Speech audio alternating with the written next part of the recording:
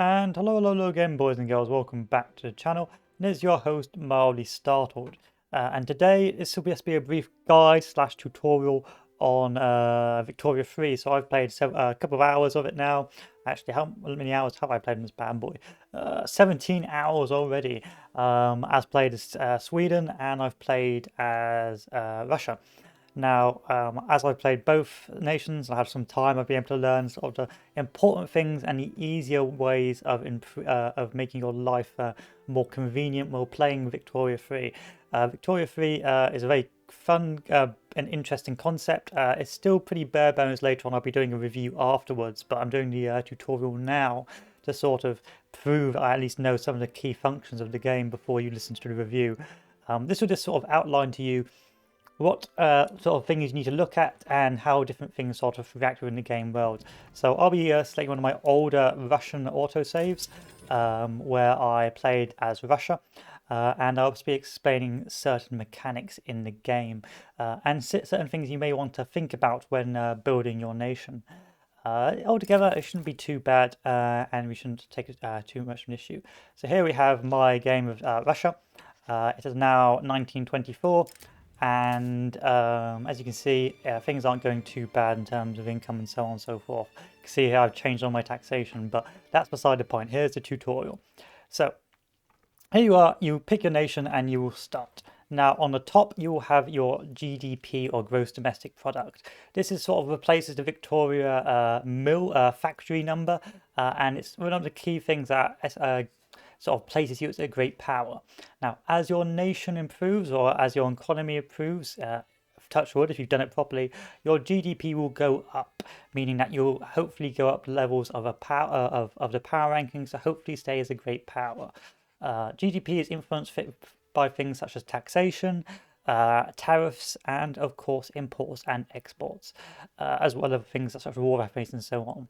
Now, if your economy is hit by, for example, a deficit or a turmoil or a war or convoy raiding, then of course your GDP will go down. But this is a good indicator of how well your nation is doing and an overall of your gradual growth from the start of the game to the end of the game. Here we have our literacy. Now literacy is affected by things as institutions, and of course the more literate your nation is, the higher generation of sort of research you get. So you can either start with a particularly literate population, or you can add institutions via laws that can also improve your literacy rate, and which grows over time. The next important one is your standard of living. So each pop in Victoria 3 has its own needs and wants. Now, as you can see here, the games have started, so it's not telling me the expected pop. So if we just click start, wait for a week, and then hopefully zoom back in, we can start to see.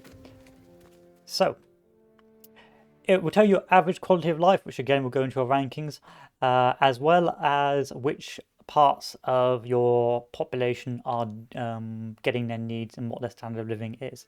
So you can see here the lower strata is impoverished with a life or a general standard of living of 12.5. The middle strata is of course 24.1, and the prosperous or higher upper strata is 28. Now the standard of living is directly correlated to how populations can afford their basic necessities for living. So for the impoverished or lower strata, things such as grain prices or basic clothing, if they're expensive, will of course reduce their standard of living because they cannot afford it.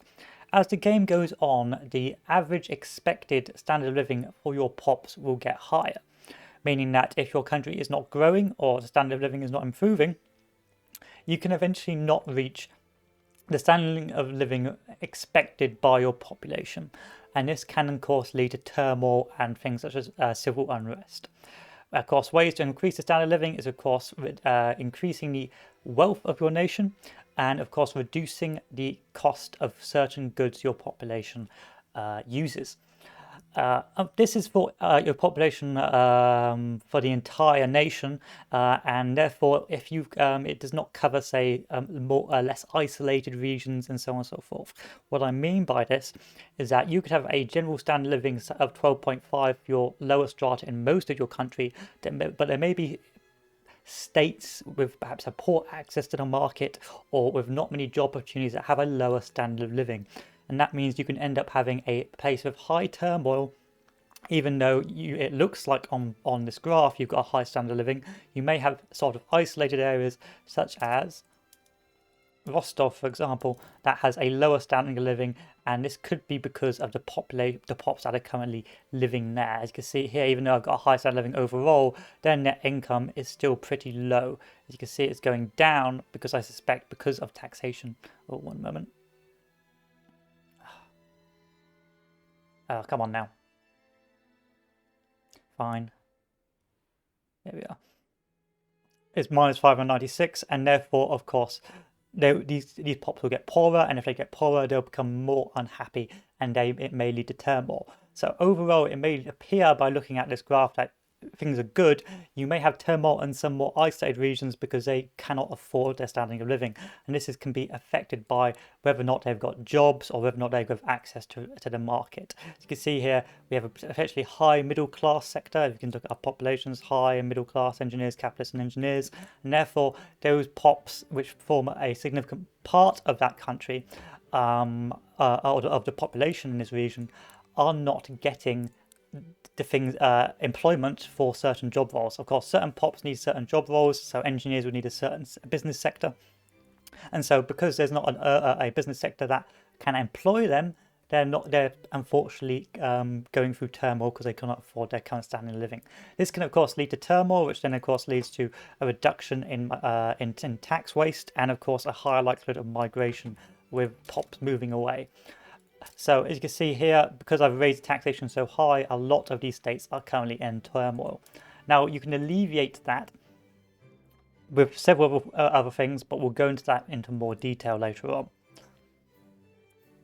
Then of course we have our population, which of course will grow naturally or grow through migration, which of course if it goes up higher will mean that there's more people who can do the work. So you can see here I have an unemployment of 822. That's quite an important figure because you don't want to build if you've more industry if you haven't got unemployed pops to work in that industry. And so it's very important to look at, say, the population figure to see if it's going up and how many people in your country are currently unemployed, because then that way you know where to build, and then of course you can find out from there, hopefully find not build pointless or ghost factories or ghost industry where no one can get to work. Of course, then we have our radicals. So radicals are those who are sort of unhappy with the current status quo. So radicals can be caused by a low standard of living, and they can also be caused by political parties being unhappy with you. Now, the higher the radicals, of course, you have the higher risk of turmoil, and also the higher the radicals, you have a higher risk of revolt or revolution. And of course, if you meet the demands of the standard of living and keep the political parties those pops are part of happy, then they will of course be reduced in number. As you can see here, their numbers is going down, which is also good. Then of course the number of loyalists, those who are loyal to a country because they're currently happy with the status quo.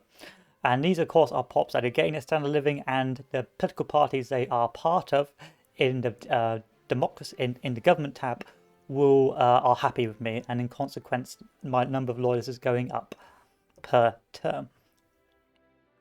Up here we have bureaucracy, and bureaucracy is the sort of not manner, but it is the sort of points you use for bureaucratic actions. For example, promoting generals it uses up bureaucracy. Is doing trade deals use up bureaucracy. And instituting institutions use up bureaucracy. Of course, the way to increase bureaucracy is by building up more government buildings. However, certain policies in those government buildings can also increase bureaucracy level. So as the game goes on and you do more trade deals and upgrade more generals, you're going to need more bureaucracy points, which you will need to get by investing more into your government buildings. These themselves will require things such as paper and of course employees, and so it ends up being that you have to balance. Now what I like to do is I like to sort of build my government buildings in low tax areas with high population, so I avoid tax waste, while also centralizing them so I don't have to expand my my government institutions too far. However, sometimes it is important to expand your government institutions because it's a form of employment for certain states. So if I have sort of middlemen, bureaucrats who are in a certain state who do not have employment, then of course I can build a government building in that state, and then of course they will be employed. But all you need to know is that bureaucracy is important because it will allow you to enforce institutions, conduct trade deals, and upgrade and promote your generals. And of course, this can be increased by increasing the number of production of government buildings. Here we have our authority. Now, authority comes from a lot of different things. For example, opposition from interest groups, or it could come from the popularity of your leader, or it could be because of the political reforms that you've made. Now, authority is very important because it allows you to add new taxation, such as consumption taxes, which are taxes on certain products in your market. So if you are at a financial deficit, or you have a particular large population that uses perhaps a large amount of liquor, then of course you can use your authority to, of course, get a consumption tax and make more money from it. It also allows you to do things such as decrees, which also have certain benefits, such as emergency relief to reduce turmoil in certain areas, violent suppression as well, maintenance to increase your market access temporarily in a certain area until you build railroads, and many other things. So authority is also a very important tool that you must ration out wisely and use it for a particular aim. So in the case of a smaller nation with a low population, you may want to encourage migration and use your decrees. If you're financially strapped, or you need to reduce turmoil, then of course you may also want to use your decrees to reduce to sort of fix those issues as well. The influence tab is merely just sort of diplomacy points, and that of course goes up or goes down based on things such as infamy and so on and so forth, as well as certain researches. These points allow you to sort of create or expand customs unions, form puppets, and improve relations. But this goes up generally with more research. Again, a very important thing to use. The next important thing is money. So the money is broken into two things, your balance and your gold reserve. Well, it's actually broken into three. Your balance, your gold reserve, and your credit limit. So the balance is your sort of weekly rise or fall of your income. Now this can go up depending on taxation, or go down depending on expenditure or your market being impacted via, I don't know, a surplus of goods that sort of directly impacts your profits. Your gold reserves are sort of things you build up throughout your positive net gain, which then offsets your credit limit, meaning that you can spend in deficit for longer. Now, when we look at this little red bar, which is located here, this tells you your credit limit. So if you spend while in deficit, it will not mean you will not be negatively impacted until it reaches the total principal. Once it reaches total principal, you will now be in a deficit and potentially run the risk of bankruptcy. But until that time, you can freely spend while in a deficit, and therefore a certain technique you can do is deficit spending, where you build factories and build industry in the short term and get a deficit in the short term before stopping building and hoping that, or ensuring that that industry eventually takes off and then pays off the deficit. So you go into debt for a little bit, you stop your construction, and then the profits that hopefully come from your new invested in economy then pays off the deficit. This is extremely important because a lot of players may take the mistake of having to constantly sort of build up their economy in the green, which is not actually a very optimum strategy. The optimum strategy is to sort of ride the deficit and deficit spend so you can industrialize quickly while also sort of keeping up with your fellow nations. Over here, of course, we have the different situations, so on and so forth, and of course we have the times and date, and we'll go into more detail or different factors. So let's go into more discussions. So the first thing we'll discuss, or another thing I want to show you, is the ranks. So this will show you your great power ranking, where you stand with other great powers. So you have prestige, which of course grows up by things such as Arch Academy, or your power projection, or your gross domestic product. Then, of course, you have your GDP, which is a massive sort of influencer on where you stand on the global rankings. With a higher GDP, meaning that, of course, you're more likely to be on a great power ranking. Your standard of living, which also influences, and, of course, the size of your population, which, of course, will be impacted by the quality of life, because, of course, if pops have a better quality of life, it is more likely to attract migration, as long as you don't have migration controls and things such as that. So, politics. So here you have your general overview of your government, the different sort of benefits, pros and cons and stuff like that. The big important one here is your government tab. The government tab will show you a list of political parties, what they want and what they desire, such as the laissez-faire, which want and endorse interventionism and strongly endorse laissez-faire, or also the things they oppose. Now, it's important that you pay attention to who is part of the current political landscape in your country. So as Russia, you start with a very strong nobility that is against serfdom, and they have extremely high clout. So clout is, of course, the amount of political power each party has in the government. So a clout can mean sort of whether or not laws can be passed, and also the likelihood of unrest or turbulence if you decide to anger or upset these political parties. So when I refer back to the start of the Russia campaign, when you play and you've got a particularly aristocratic, very powerful political party, it means that if they have a high political clout and that you want to make a reform, you may not be able to make a reform because the people in your government do not support it. And so the best way, if you want to push for a reform, is to reform your government so that certain political parties that do share your political vision are in your government. And then you can hopefully select the policy they support. However, the policies they support does not necessarily mean it will be enacted. So if we say, look at this one here, I'm going to have to cancel this. There we are.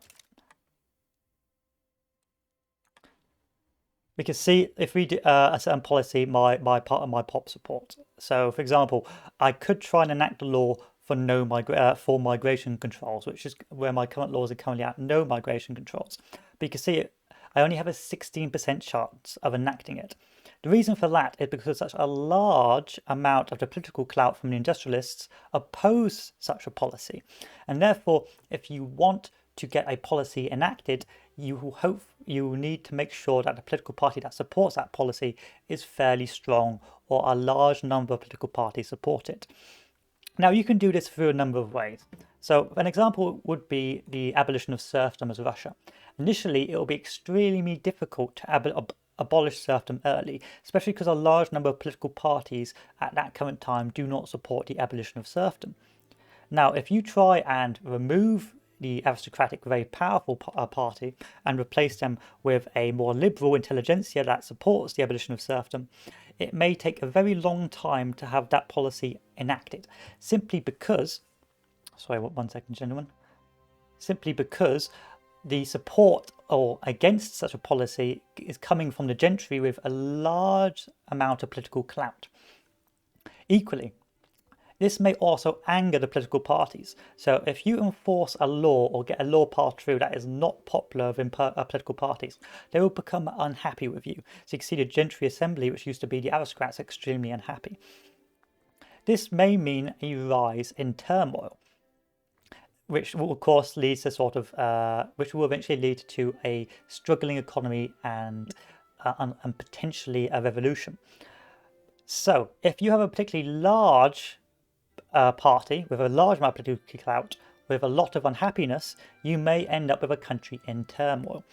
And then they may even decide to foment a civil war or a rebellion. So in the case of the gentry assembly and the rural folk, about 16% of my population is now sort of hostile to my government, because about 16% of my population, maybe 17%, support these two political parties. If I decide, well, now they will begin to sort of create turmoil and start to rock the boat. But if they get a significantly high amount of radicals, they may try and impact a civil war. So there are certain things you can do to reduce the clout these political parties have. The first one is to select this button and select suppress. Now using 200 authority, you'll begin to slowly suppress that interest group and make it less attractive to your population. So if you have, say, the communists and you don't want to become a communist nation, but a lot of the workers are subscribing to communism, you can suppress this using your authority to reduce the attraction of that political party. So if I wanted to, say, abolish serfdom early on as Russia, I would try and suppress the gentry who, of course, are opposed to the abolition of serfdom. Alternatively, you can, of course, bolster a certain political party so that they get more support and more traction. So when it comes to passing laws, you can either go via the radical route and ignore your current politically strong nations and have politically small but more liberal parties pass their legislation, but it can come at the cost of severe turbulence and severe potential revolution. So when it comes to the government tab, or when it comes to passing laws and maintaining the sort of stability of your nation, you should hopefully pass laws that the majority of your nation supports. Now, as the game goes on and you research more societal research and your population changes from, say, a rural serf population to an industrial labourers population, the political clout of each nation, of each party, will change. So at the start as Russia, the gentry assembly will be all powerful, but as the populations change and become more vocal, they will begin to organically lose power and other political parties will start to rise to the top.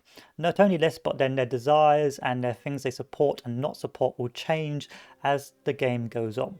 And so it may be an idea to gradually change the government as opposed to revolutionize the government without political stakeholder consent as time progresses.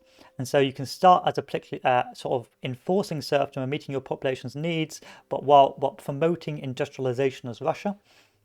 And then as the game progresses and the population changes, begin to enact the abolition of serfdom. And because the political clout has changed as time has gone on, you'll be able to pass it through government. So it's a very interesting thing. You've got a balance between making the large stakeholders in your country happy while also trying to push through the reforms you want. And that is, of course, done by natural changes in the demographic and the economic system of your nation, but also based off political actions such as suppression. Alternatively, you can just go hard and hope for a revolt and try and fight through it. But as a rule, you want to keep the larger stakeholders happy, and the smaller stakeholders you can ignore unless you want something from them, and then of course you want to bolster them. Your legitimacy comes from whether or not the current political parties support your current ideology. The ideology sort of comes from what rules or laws you currently have and the laws you're currently trying to pass. So if I was a particularly, autocratic leader who is very old-fashioned and wants serfdom, if I try to bring in the intelligentsia, I may lose my legitimacy simply because my current state of government and current state of my society is not in tandem with the ideology of the political party I have brought into government. An example of this, if I click the reform button here and try and bring in the Party of Peaceful Renovation, my legitimacy will go down because, of course, each political party is now at odds. So, of course, the intelligentsia or the cadets party does not really support a lot of the policies of the Party of Peaceful Renovation. But of course, if I do some changes, you can say that these two political parties, the militarists and the Peaceful Renovation Party, do sort of gel together. And so if you are trying to form a government, it is best to form a government with with sort of parties that have similar aims and ideologies. Now, legitimacy is important because it can affect how quickly it is to enact laws. And so you've got to balance that out as well. Got to do a lot of balancing in the government tree to get the parties you want and the parties that gel together to get as much legitimacy as possible to pass the reforms you want. And the reforms you want must also be in line with the parties in government. It's actually a rather complex system that I think a lot of players can overlook and then wonder why their country is in constant turmoil. Then we, of course, go to laws. So laws are the different laws you can pass. It's just another form of looking at it. So if you say look at over here, you can look at it down here, you can look at it over here. And the ones highlighted with these arrows can indicate to you the certain laws that are available that your current ruling parties will support. So such as laissez-faire, or even women's suffrage. Now, each sort of law will have certain pros and cons. So obviously women's suffrage will have certain pros, such as increased workforce ratio and less dependent enfranchisement at the cost of birth rate. At the same time, certain pros and cons, such as multiculturalism, will change your pops. And another thing which is quite important is perhaps the dedicated police force. Now, certain laws will also allow you to bring in certain institutions, such as the dedicated police force, which will of course be able to create a police force institution that will give you certain benefits if you invest into it. So some of the laws will be to change general flat bonuses to your country or the way your sort of country's economy works, or other laws may affect or introduce new institutions which you can then use to promote certain things you want from your country. Of course, to get those laws passed, you'll need support of certain political parties, and those political parties must support those laws. Equally, not only that, but a general amount of support must be for those political parties, for those laws. So even if my current government supports this reform, which they do, because most of the political parties in the whole political system are opposed to it, it will take very long to pass. In simpler terms, the people who are in your government will allow you to enact laws. Whether or not these laws pass through the House will depend on how much support that law is throughout the entirety of the political system. And you can see here, if you take a very long time to pass, because I've only got 16 support, while I've got 36 against. And of course, if you pass unpopular laws, it will make political parties unhappy. And if political parties are unhappy, you run the risk of civil wars and radicals. So bear that all in mind. So here we have our institutions. So if you pass certain laws, you introduce new institutions. Each have certain pros and cons. So we have things such as social security, which of course increases the welfare payment, which is expensive, but reduces political strength from people who are on welfare. So that means, of course, if there's less political strength, there's potentially less turmoil. And of course, you've got things such as the law enforcement, which again can reduce the impact of radicals in a state, the negative sort of multiplier. Of course, all these institutions cost bureaucracy, and therefore, as you change your institutions, you may need to balance out what you want and what you can afford in your bureaucratic sector. Next, we have our budget. So our budget is based on our many things, such as income taxes, poll taxes, and consumption taxes, all that wonderful stuff. Now, your taxation level is your general taxation. For this, because it was coming to the end of my game, I thought, screw it, I'll just pay off all the deficit, so I raised the taxation extremely high. Now, raising taxation can help to pay off the deficit, but then it has a negative impact on your population. By raising taxation, your population will have less money to spend on things they need or want. This then can reduce their quality of life, which then can increase the level of radicals, which then, of course, can lead to a revolution or revolt. Alternatively, lowering taxation will of course mean that populations have more money, so they can spend more on goods and increase their standard of living. That is, of course, if they can access those goods. If you have a market that has a deficit on basic necessities, then of course they will not be able to buy those goods, and therefore they will of course lead to unrest. But if they can have the money and you have the market with the goods, they will of course buy it. Really, it's simple. It's pretty much like everyday life. If you're taxed less, you can buy more things and you're happier. Then, of course, if you need to augment your taxes, you can add consumption taxes, which are taxes on certain goods. Now, these cost authority, but depending on how large your population is, or depending on the cost of a certain product, you can of course impose consumption taxes, which acts a bit like VAT on certain goods. These then of course augment and increase your income, but of course cost authority, and therefore you must make a decision on whether or not you want to invest your authority to make more make more money off those goods. Of course, if you put more consumption taxes on, then of course it will have an impact on popular consumption. The next thing is construction. So here we have our national expenses, and construction is a very important one. So you can view the construction here, or you can go to your buildings tab and look at construction. Now your construction sector is effectively like your civilian factories in Hive 4. You build your construction sector, and the more of a construction sector you have, the more buildings you can build at one time. As you research more tech, you will be able to set new sort of levels for your construction sector, which means that you can build even more industry at one time, but at greater cost. Now, a big mistake some players will make early on is they will build a very strong, very large construction sector and then go bankrupt as soon as they try and build more than a handful of factories or a handful of industry. One of the most expensive things you can do is build more factories and more industry.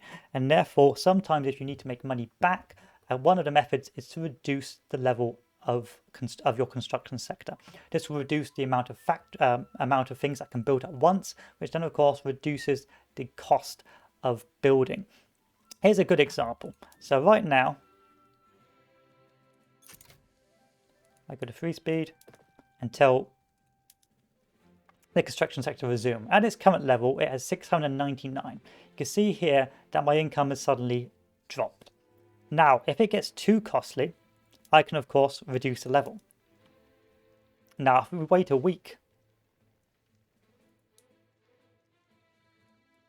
it's now gone to 332. And if I reduce the level again, it's gone to 134. So if you're struggling to continue building your construction sector, instead of destroying your current construction sector, it may not be an idea to reduce the level. These levels aren't stacked improvements, and there are pros and cons to using them.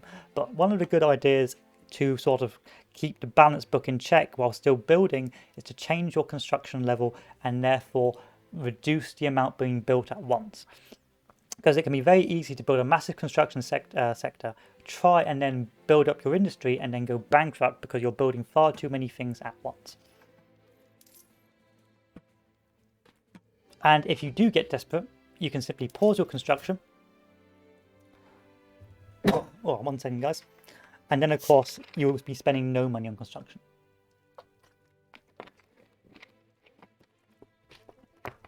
Next, we have government wages, which, of course, doesn't really do much but keep certain political parties happy.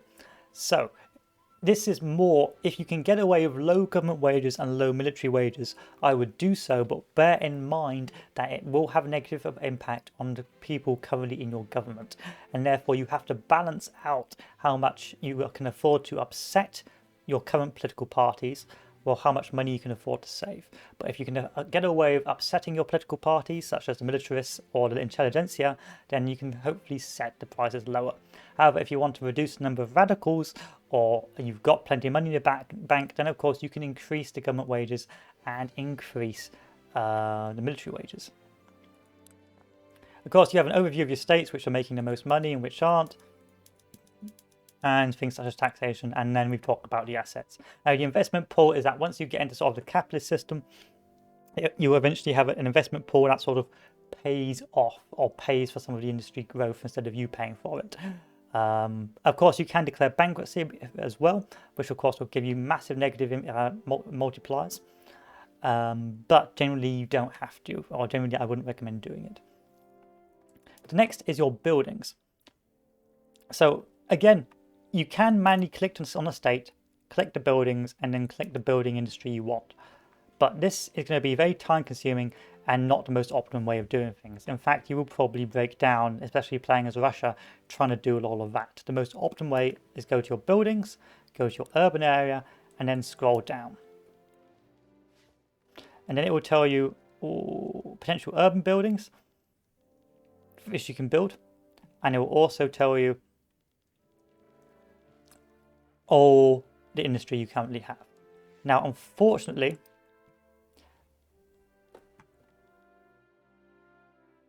unlike the rural tab where you can sort of see where you want to invest in, say, cotton and so on and so forth, the urban tab still requires you to build new industries and the first time. So if I say select the food industries here, it will tell me where the food industries are being produced, what the current production settings are, whether or not I can subsidize it, and whether or not I can automatically expand. So if you don't want to do too much heavy click work, you can select automatic expansion. What automatic expansion does is that if a factory such as this factory has a particularly large cash reserve because it's making enough money, it will automatically upgrade itself and add itself to the construction queue. This means that you won't have to constantly upgrade manually your construction queues. Of course, it's not the most optimum and more used for a general growth strategy rather than, say, a micro growth strategy. Say if I was perhaps playing as Afghanistan, where most of my resources will be coming through opium, then I would, of course, probably do more micro because it's a smaller state. But for larger states, this is an absolute godsend. You can also build or expand new industries by selecting this tab. So you need to build at least one industry before you can sort of do this. Then by selecting peasants, you can see where the most or higher pop areas are. And then of course you can then select to build a level of that industry in that area. It's a very useful way of building up industry in high pop areas and not building lots of industries in random empty areas where no one lives. So then let's talk about the different sort of production methods. So as you research your industry, you will get different production methods. Now, another mistake a lot of players make is they think that the next production method automatically improves or automatically makes a industry better. That is not correct. Each industry method has its own benefits and pros and cons. So the basic method, of course, will use less or consume less. It can use less grain, less sugar. But if we go for more complex methods, then we need to... where is that? Then of course it requires more pops. So this is a particularly useful one. So if we don't select this one, we go to textile mills instead, because actually the food industry doesn't require a lot of industry. But so if apart from the food industries, we'll talk about textile mills. So here's a good example. Here's an actual good example. So textile mills, hand-worn shoes. All it needs is tools, fabric. Well, actually, where does it say? It doesn't need any of those things. Oh yeah, see, so it needs labourers, fabric, and cloth is what it produces. So the reason why this is sort of being misleading is normally it will tell you what you use, but because I'm such at the highest level, it's telling me what I will end up using less of. So if we go back over here, you can see here that right now my current industry is using tools, fabric, electricity, and dye, my current production method. But of course, if I should change production method, I would spend less tools, less fabric, less electricity. So another good indicator, instead of looking at that, you can look at, say, the spade and the fabric. That means labourers and fabric. That's all I need for doing this form of industry. Now, if I upgrade it, then I'm going to need dyes and I'm going to need tools. Now, if I grade it even more, I'm going to need dyes, tools, engineers, and whatever that is, and mechanists. And then if I increase it even more, I'm going to have to use electricity as well. So a big mistake players will make is they think, okay, I've researched the next tier, let's immediately go up to it. Then your industry start losing a ton of money. Sometimes what you need to do is select the method of production that is cost the less in terms of resources you don't have. For example, if I don't have a lot of electricity and I unlocked the next production method in textile mills, instead of immediately going to that, I would first build electricity industry and then change my production method. That way, once I do change my production method, I will actually be able to not have any issues with my production. However, in more simple grug speak, you can look at your substitution. So this will tell you up here how much money the game predicts you to lose if you were to change that production method. So if I was to change to hand-sewn clothes for my current method of electric sewing machines, I would lose 41k in potential profits from this business. But if I was to go to dye shops, I'd lose 22k. But if I was to go to sewing machines, I would make 15k. I suspect because I have an electricity deficit. So sometimes you don't want to pick the latest option, but you want to pick the option where you have enough resources or you have enough of a population or enough of a certain skilled labor to do that job or do that level of production. And so in this case, I would pick sewing machines and make 15k profit. And then of course you have the different productions. So depending on what you want to produce, you may of course focus on non-luxury goods to get more basic clothing. You may of course do craft sewing and elastics and things such as that, which of course produce a different material or a different item or a different product, but require different resources. And then of course you have the automation, which again will give you different pros and cons, and of course different sort of ownership. So publicly traded means capitalist takeover and will add to your investment pool. But general rule is, ladies and gentlemen, the general rule is find out whether or not you will make money changing your production. So go over, check to see, oh, if I change my production, will I lose my money? And then also check what the different production method needs. So if the next production method needs electricity, then I will go and build some electricity industry before I change production. And then that way you prevent yourself from making your textile mills completely inefficient or useless because you have inadvertently changed the production to resources you don't have. Then of course you have the expansion tree and the subsidization bar, which of course will allow you to subsidize a certain industry to sort of promote it within a population. This is extremely good for small population areas with a low market access where you need people to work on the railways or the ports. You can subsidize these and then of course increase the market access and hopefully stopping a turmoil death spiral. And of course, the automatic expansion. You can, if you're making a more tailor-made industry, just put automatic expansion on certain products. Say, again, if I was Afghanistan, just on opium fields, and then import the rest of my goods. But alternatively, if you're going wider because you've got enough resources, then of course, you can mass automatic expansion on everything. And pretty much the same applies for rural, where you can see this luxury goods. But here's a very important one, which people may forget and wonder why their armies are losing. The development here will show you your barracks, your conscription centers, your naval bases, and your ports. Now, you need to change, once you research certain military texts, the level of organization in this tab. Because then you'll get certain bonuses to your combat abilities, and improve your army. If you forget to do this, what will happen is you will have a large army of potentially line infantry that's getting mowed down. And so this tab, development, is very important to upgrade your military units. Of course, it will tell you what goods are required, and then of course you will have to react accordingly. And the same things for things such as naval bases, and the same thing for ports. So for ports, you have, which are very important because they give you access to a market. You can change to a cargo port, which of course gives you a certain level of convoys for a different form of consumption, or an industrial port, which gives you more convoys for an even bigger change in consumption. So again, another mistake players will make is they unlock the next port level and they immediately go to industrial port. But they haven't produced any steamers, so they stop producing convoys and their convoy tanks.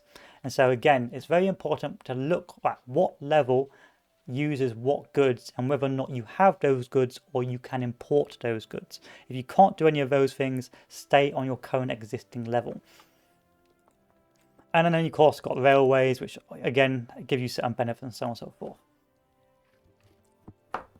So now we've talked about that, let's go into even more detail, which is the markets, which will also tie in. So with Victoria 3, it's not so much about expansion, but economic expansion, where you need to expand your markets to get access to more goods and more resources so you can, of course, and more markets to make more money. Now, each nation has its own market. So if we go in our market tab, we can see the Austrians have got their own market, the British have got their own market, the French have got their own market, and so on and so forth. Now, what you can do is expand your market, and this can be done via politics by perhaps inviting a nation to customs union, or by puppeting or forcing a nation to become a client state within your country, as part of your nation. What this means is then you force that nation to join your customs union and then join your customs market. Now, there are pros and cons to making nations or joining a customs union.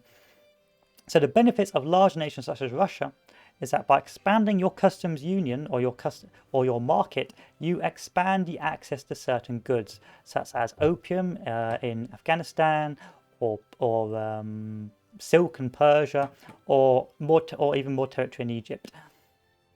By expanding your access to those resources, you now get automatic trade for those resources in your industries. So if I needed to say opium, instead of having to manually import opium from Afghanistan, if I was to invite Afghanistan or make Afghanistan join my customs union, that opium reduction would automatically go into my market access, meaning my industries could automatically access it, and meaning that I wouldn't have to import or be dependent on foreign trade. Meaning that I would run less of a risk of being embargoed by other nations. This is very good to allow your nation to grow.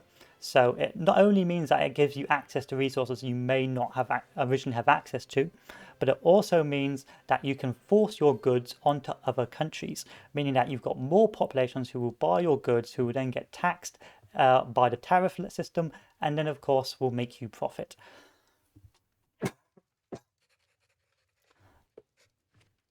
So if we take a look at our trade routes, let's go to our details. We can see what goods we have in the market. So you can see the Russian market, which will not just be a market of Russia, but will be a market of everything in the customs union, and all industry will have access to it. So Sweden, who's part of the customs union, will have access to my market and my resources, and I'll have access to their market and their resources. The same for Persia, and the same for the North German Federation, and the same for Egypt. Now, this is a very important tab because this will show you where you may have a deficit in your production.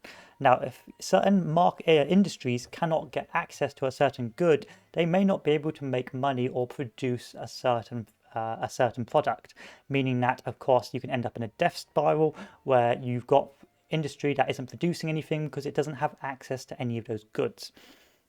And this tab will tell you what products are in short supply. So in this case, dye is in short supply in the Russian market, and its current value is at 61. This means that any industry that uses dye in Russia may be losing money and may not be able to make a profit, and then may struggle, and then of course your GDP may struggle. And it all ends up being sort of a spiral effect, because then of course employed pops can't afford it, and so on and so forth. And we've also got things such as food, and we've also got things such as sugar.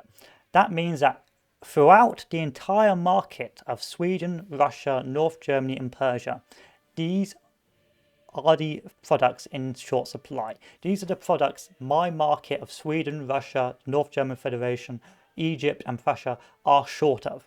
And either because we're not producing it enough ourselves, or because we simply do not have access to those resources.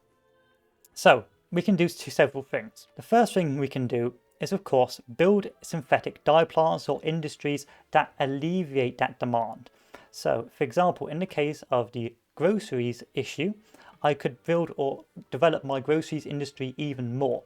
Then that will hopefully reduce the price of groceries, which will then hopefully reduce the demand.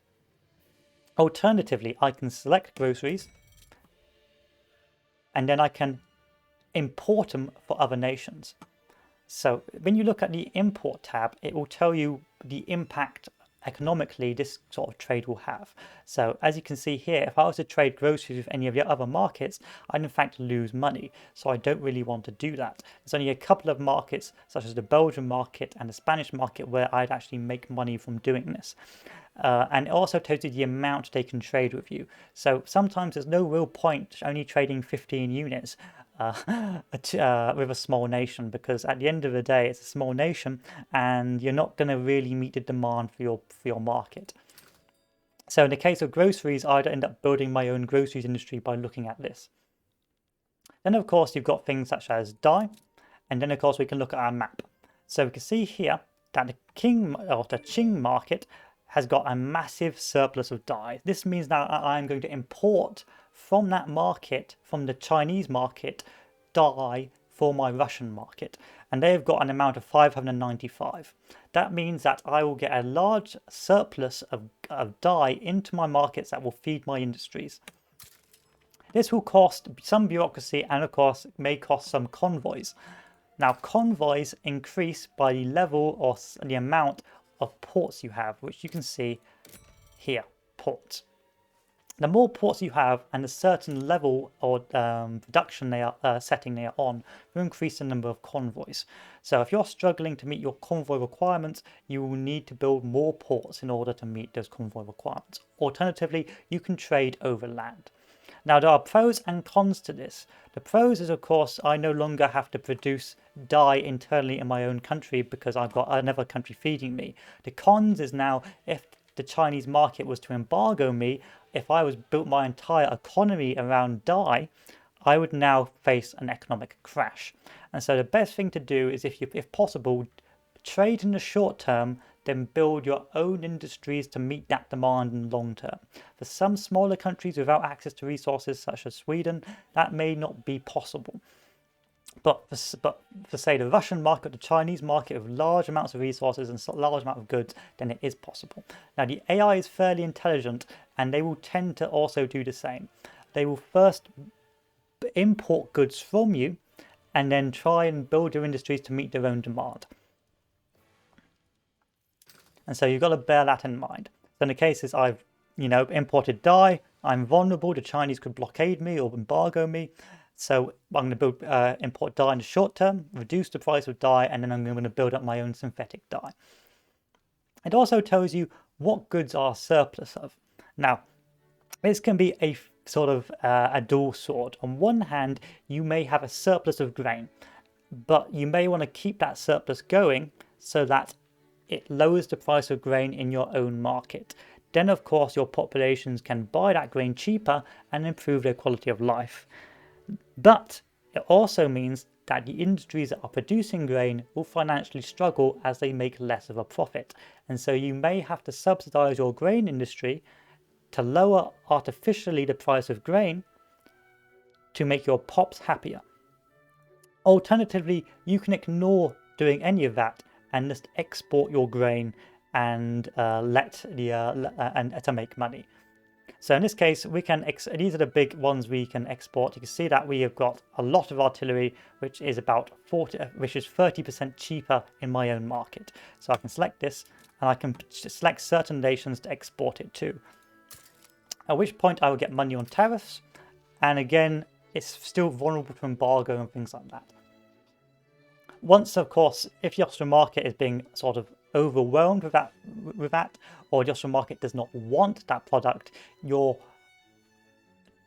export of that product will become inefficient. You cannot force another market to buy your product. Right now, the Austrian market has a deficit of artillery, but as soon as it's met that deficit and is producing its own artillery, my current trade route will now become inactive, or it will now become unproductive. So I can't just force feed Austria artillery until it goes bankrupt.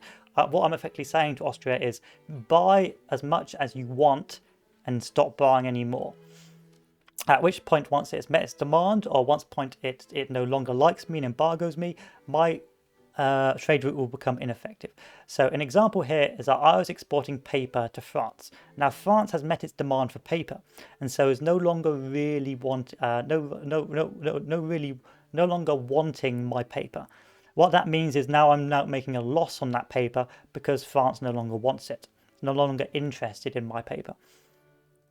And see, the level I'm exporting is tiny. And so what you need to do is cancel that trade route. However, there are ways to manipulate the markets. So if you are exporting grain, but you want to still keep a large proportion for your own growth, you can select, say, protect domestic supply. This means that you get plus 10% tariff on exports, which means that you hopefully get more grain production at home while you're still exporting. Alternatively, you can encourage exports of grain instead, and what this does is it may mean that your internal market for grain gets more expensive, but you make more money from trade. So if you've got something like a large lower strata and you want to make sure they can afford grain, then of course you would protect the import by selecting this option. Of course, you would still trade with Austria for that grain, but you would still hopefully encourage domestic supply and still hopefully keep the price of grain low. So if alternatively you can have no priority and just let the merchants do the common market do its thing, but this is a way of sort of subtly manipulating your domestic and foreign exports, so that even if you do trade an important product, you can hopefully still lower the value or lower the price in your own country.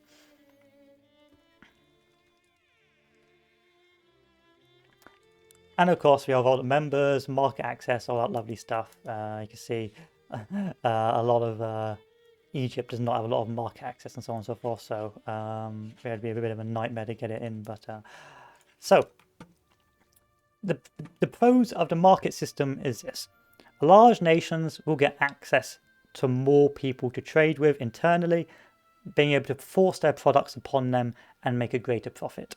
It also means that larger nations that can get access to resources they may not have been able to get access to without having to go and have a nasty war or have to deal with unruly pops.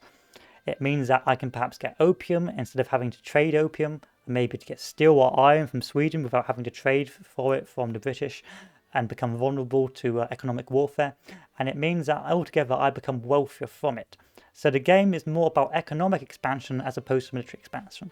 Of course, you can blob willingly into Peru or Persia and make it part of Russia, but it's not really economical. You end up with rebellion, unrest, and more micro.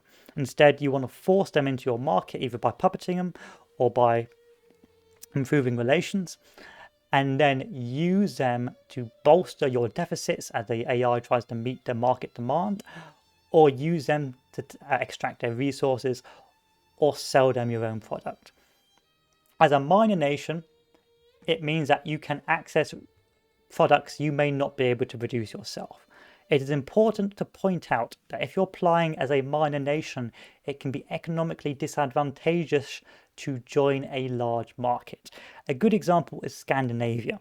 If you build a broad industry in Scandinavia of clothes, grain, iron, steel, and then join the Russian market, what will happen is then your country will be inundated with Russian steel, Russian grain, Russian clothes, and your market may collapse. However, if you're a more specialist nation, such as, again, I'll use an example of Afghanistan because it's got so much of a rare trading product, but you've got a limited industry and everything else, it would be advantageous to join a customs union, because then I would be able to focus entirely on specializing my opium production while Russia meets my population's demand for clothing, grain, and iron.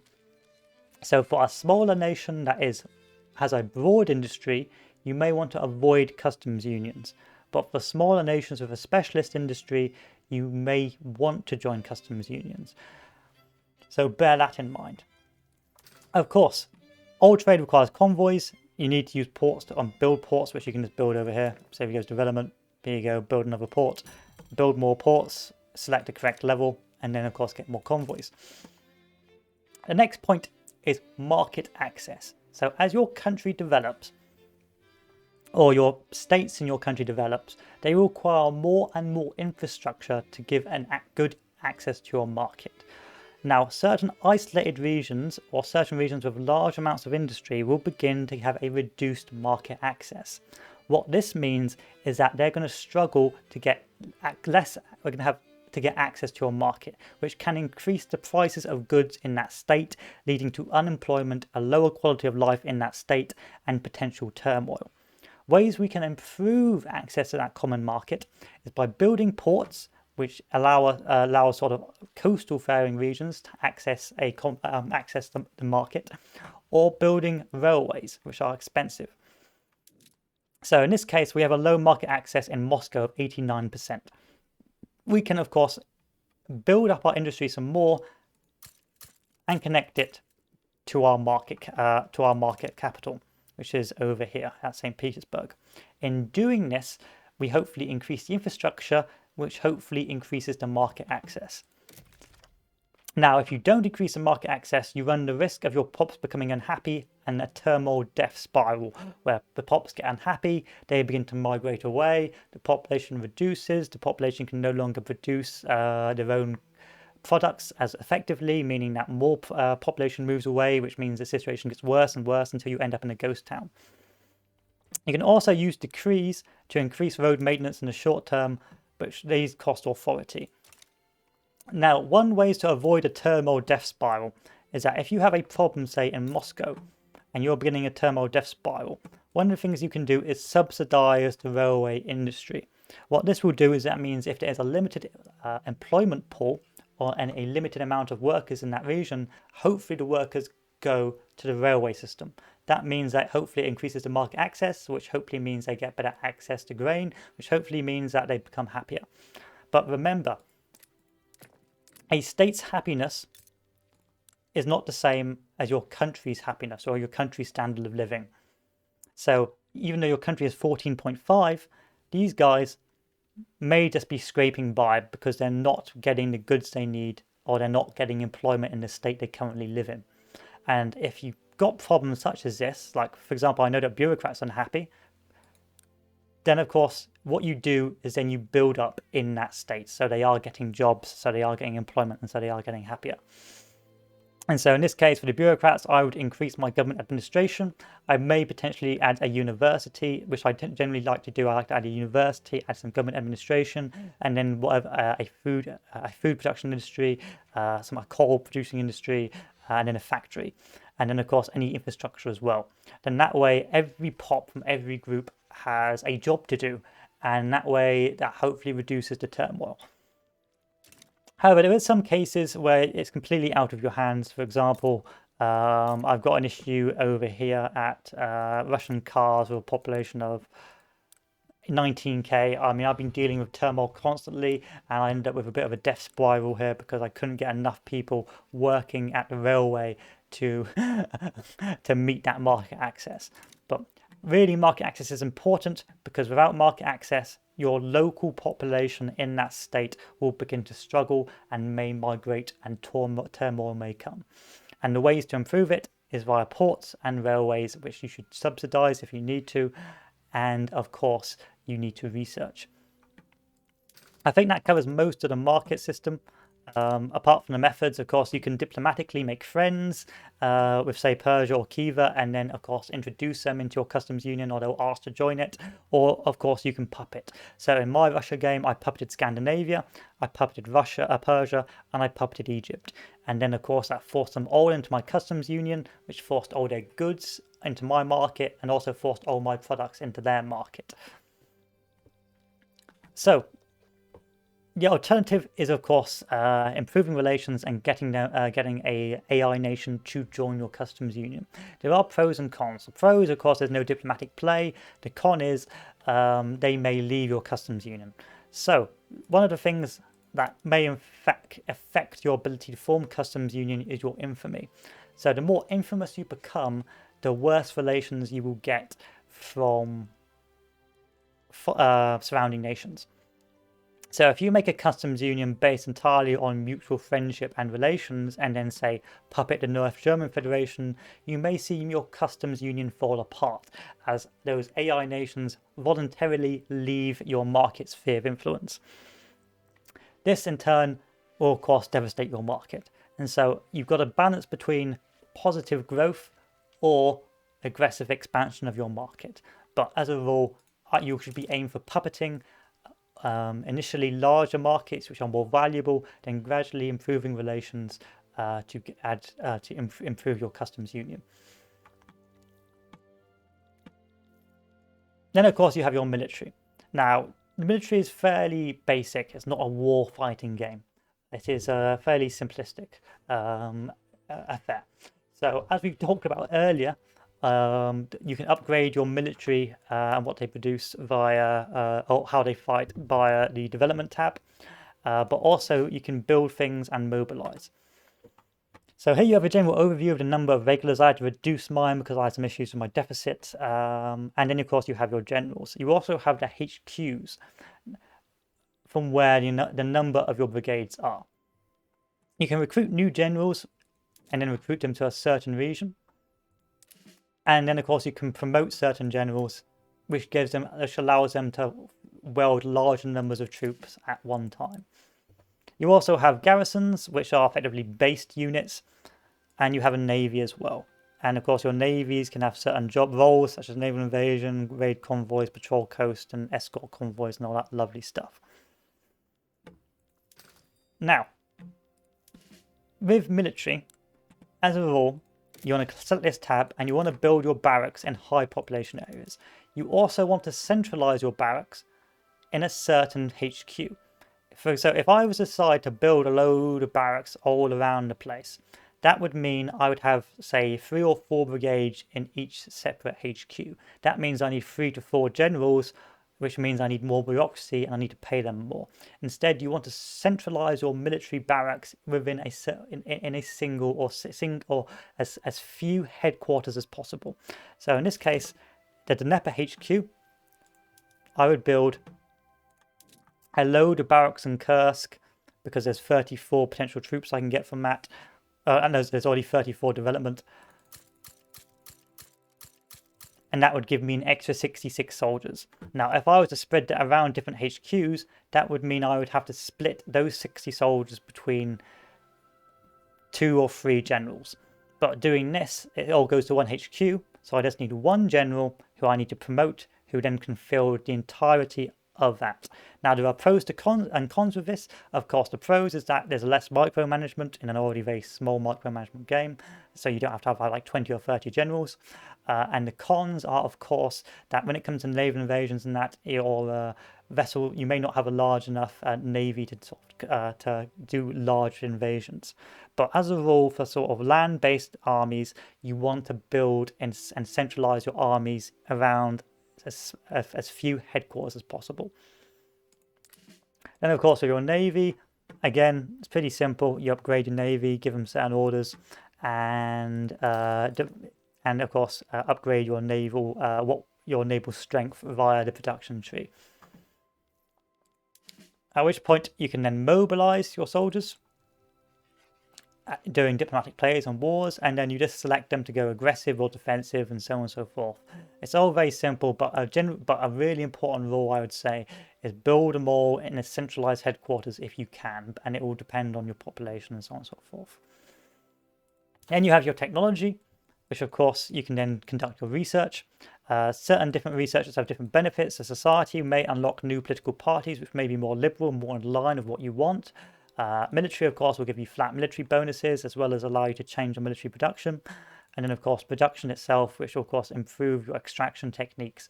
But again, you must be careful because it's unlike, say, Hoi 4, where the next artillery piece is a massive new upgrade. In Victoria, it's an alternative method of production. And of course, if you can meet the demands of that alternative method of production, then you should, because it would make you more money and produce more. But if you can't, don't automatically switch to the type of production. There's no point rushing down mechanized farming if I don't have any engines, or or no one in the world has any engines, because that will mean I will switch to a production technique that none of my factories can use, and then they go bankrupt. All it does is give you different options. Don't see this as flat bonuses. See these as alternative methods. And pick the alternative method that will see you have the most profit. Then, of course, you've got your cultures, but they're nothing really to be worried about. Yeah, don't worry about that too much. And then you've got population. Now, this is an extremely, extremely important tab because it goes in line with your standard of living. So we've talked about how standard of living is so important, but sometimes it can be very difficult to find what your pops need or what your pops want. So if I have an issue with a certain population, such as a lower strata, I would first notice it here. I'd see that, okay, these guys are impoverished and they're not growing. The popular standard of living is going down. At which point I would go to the populations tab and then overlook the strata I want. I would then move over to see what they're paying their average income on, which is here. And then I would overlook this.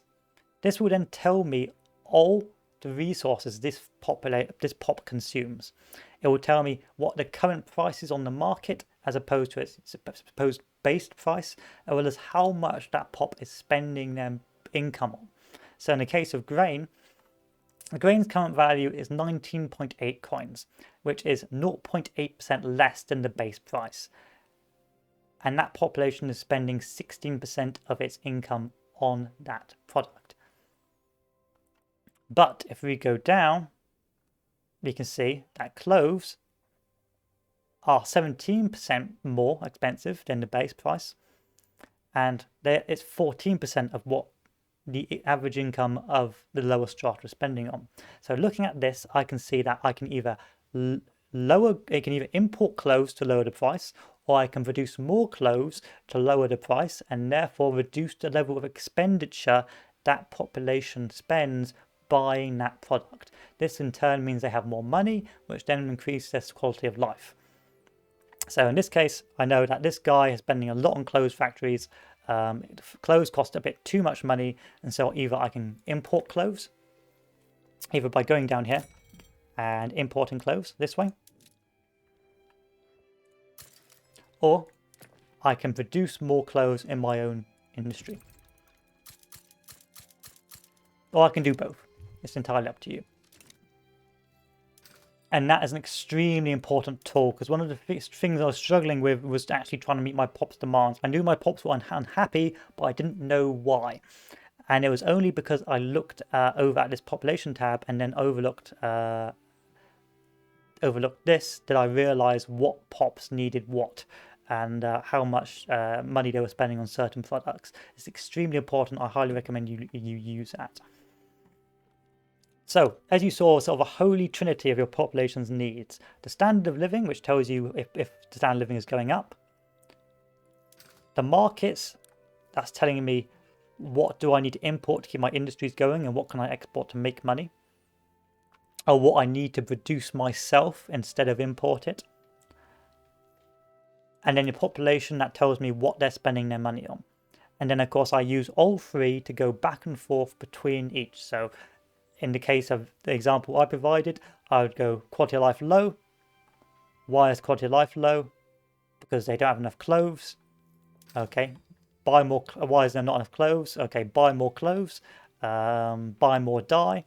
Then produce more dye. And produce more clothes. And then using all three, I hopefully regulate my market. But that's for a more broader approach for larger nations that can afford to do it. For smaller nations such as Scandinavia or Afghanistan or anything like that, you need to specialize your industry and instead import goods. So in the case of, again, Afghanistan, instead of building clothes industry or building food, I would just import it from Russia and then sell my opium to Russia. And then that is a way I would keep my country going. In short, oh, and then we'll go over a few other things. So, of course, these tabs are just a quicker way, or quote-unquote quicker ways of building stuff. So, of course, you can build stuff this way, but I wouldn't recommend it. I would generally try and use this build tab over here because there's many different ways, but this isn't too bad, you know.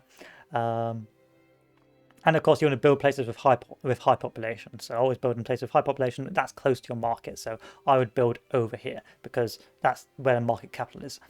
And of course, you can build resources as well. So in the case here, I'd probably build over here, but it's got no pop. So actually, I wouldn't build over here. I'd probably build in Moscow and then build a railway. And then, of course, your industry. And then you've got buildings for political, so government buildings for taxation. Universities to get more qualifications to increase the efficiency of your production, and construction to build more. Decrees that give you certain flat bonuses. State actions, so you can incorporate states, which then gives that state a bonus to education or other stuff like that. So in a case like over here, Saratova, this is an unincorporated state. So if I incorporated that state, I would get bonuses. But because I have not incorporated it, I'm not going to get any bonuses. So I can incorporate using 600 bureaucracy. It'll take me 5 years. And then if you look at an incorporated state, You see that these are going to get flat bonuses to education, welfare payments, colonial growth, and all that lovely stuff. So another way you can deal with turmoil is incorporating states and then making sure they get welfare payments and stuff like that. Changing the capital if you want to do so, of course, it comes with certain benefits. For example, if you change the market capital, you can change it here to a more centralized location. And of course, if you change the capital as well, there are other benefits to boot, but I'm not really sure what they are because I've never done it myself. Then you have the diplomatic lens, allowing you to establish colonies, to declare interests, and interests are based off of geographical location. So if I'm connected to certain parts of the country or certain parts of a theatre, then I get an automatic interest. But if I'm not connected by a land border, then I will have to put an artificial interest down. So in the case here, I'd have to put an interest down, say, in Africa. Now, interests will allow me to pay attention to diplomatic plays, and they will allow me to participate in diplomatic plays in those theatres.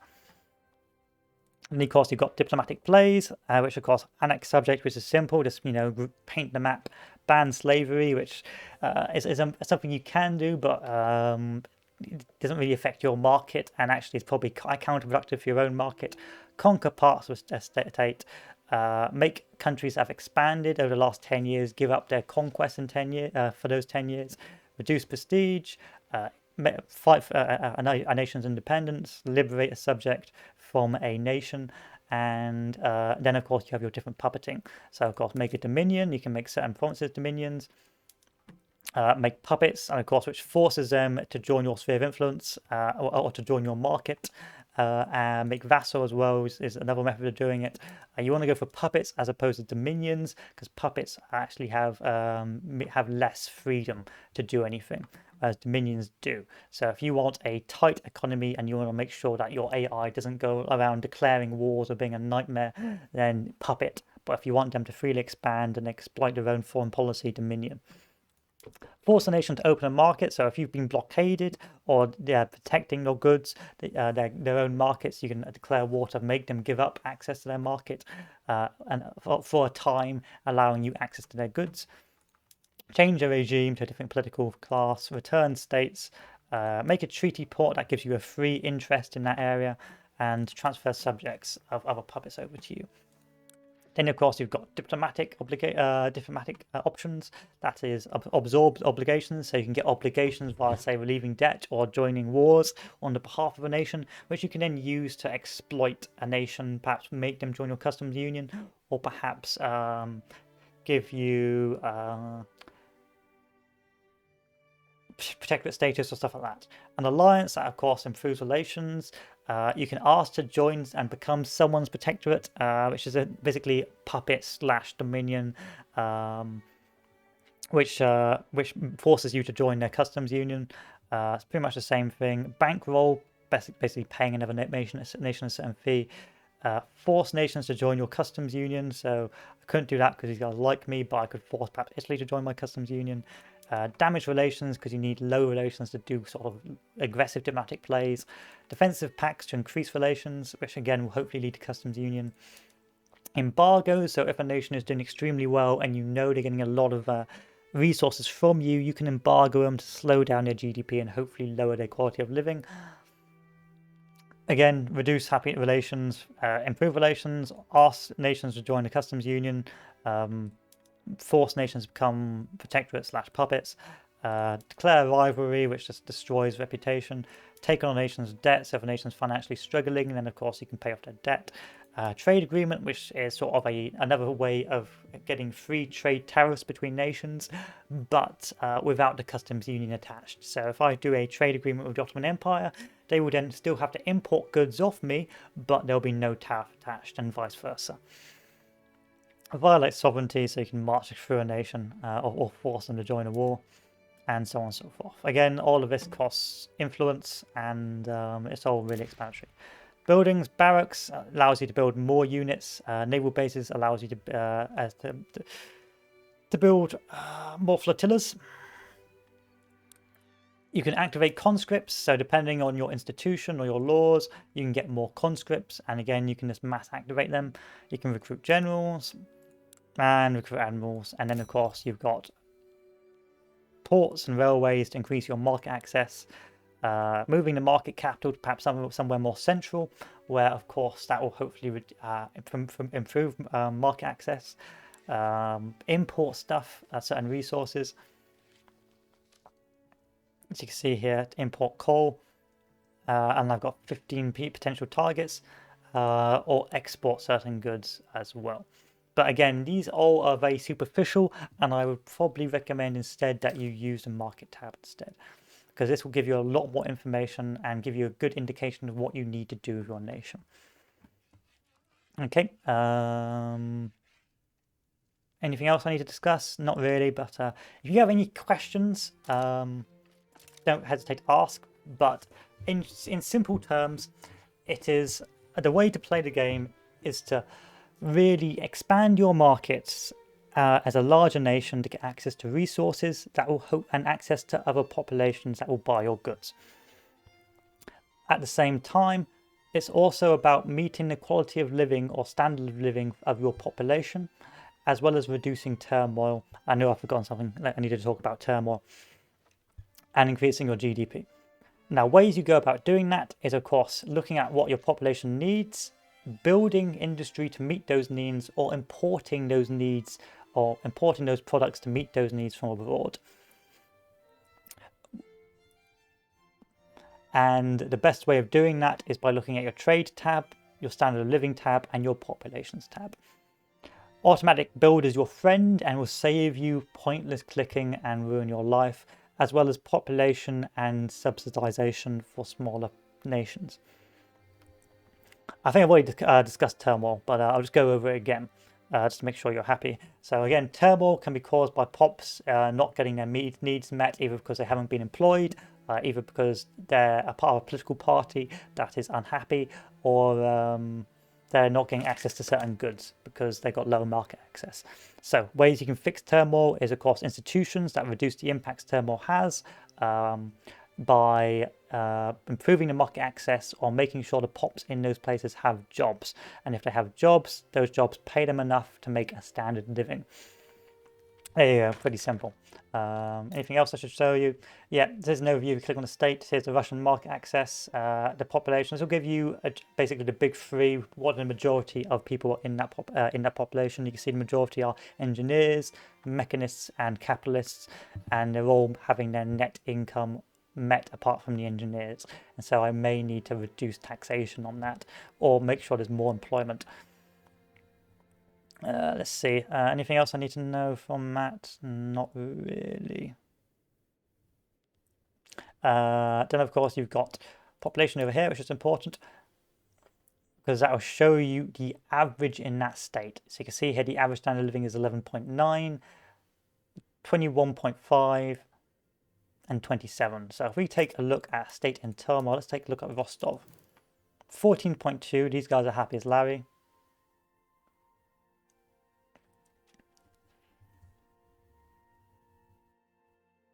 17.2 and 22.5. So this is not the problem with unemployment. It's probably because of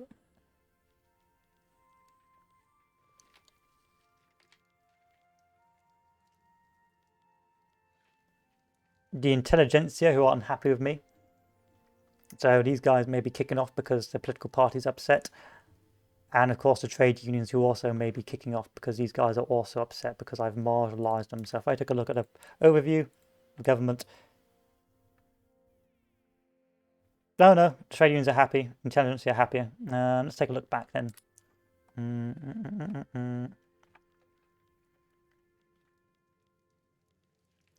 Okay, the petite bourgeoisie may be the ones that are kicking off.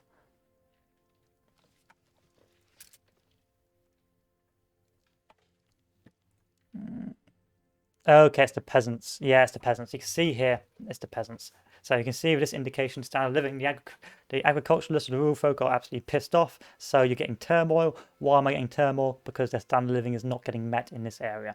And so what I need to do is increase the standard of living for those peasants. And I can do that by subsidizing the livestock ranches, and of course expanding it. And then of course the peasants will be able to work there, and then of course they will be happier. Laborers, mechanists, engineers. So actually what I may need to do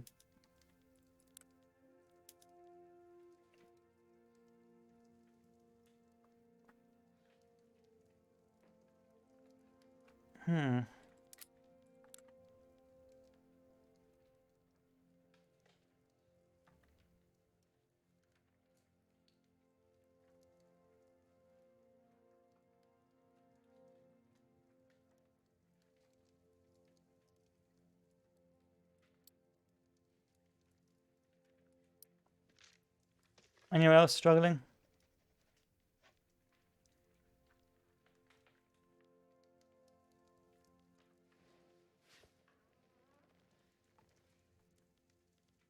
I need to take a greater look at this. 1 second, gentlemen.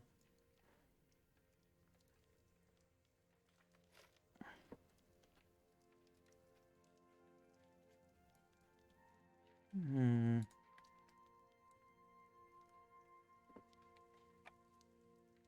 88, 705, struggling.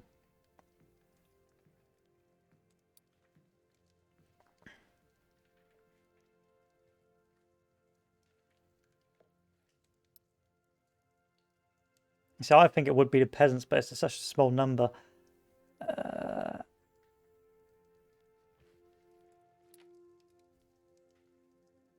Oh no, it's definitely the political parties. Rural focus pissed off. Yeah, no, it's the farmers. It's the farmers. And because they're politically, but they're politically inactive. Come on now. Loyal, loyal, loyal, loyal. Are they all politically inactive? Neutral. Angry. Okay, the Orthodox shots 3.9k. It's probably a combination of different things, but I think in this case,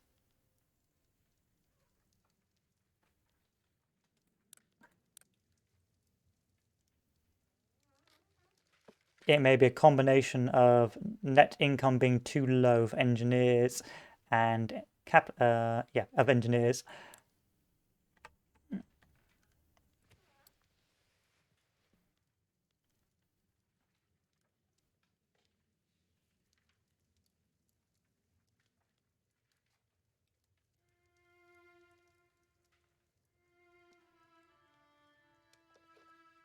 Yeah, it's the income. Okay, that's not very clear, but it's also to do with income as well. It's also to do with income as well. It's not just because of political parties, but also income, not and quality of life. So because I've raised taxes, the quality of life has declined and they're in turmoil. But yeah, but that's at least one way of checking. But it seems like the easier way is just to look at the big three and then seeing what their net income is. You can see here they've lost about a K per year. So of course their quality of life is going down. But still, I need to learn that myself, but there you go. So that's a big way to reduce turmoil costs, increase their standard of living, reduce their taxation, so they're actually making a net profit and making sure they've got employment and access to the market. You see here that these guys got upset because they were making a net loss, meaning that, of course, as a larger parts of the population, they began to kick off and leading to turmoil. So that's a good indication to make. Now, the last thing I'll leave you with is a rather funny thing here. You can see here that in my game, the entirety of Europe went into turmoil. I suspect because of the political classes. Also, the standard of living is too low, so the French have completely collapsed. The Austrians are in complete turmoil because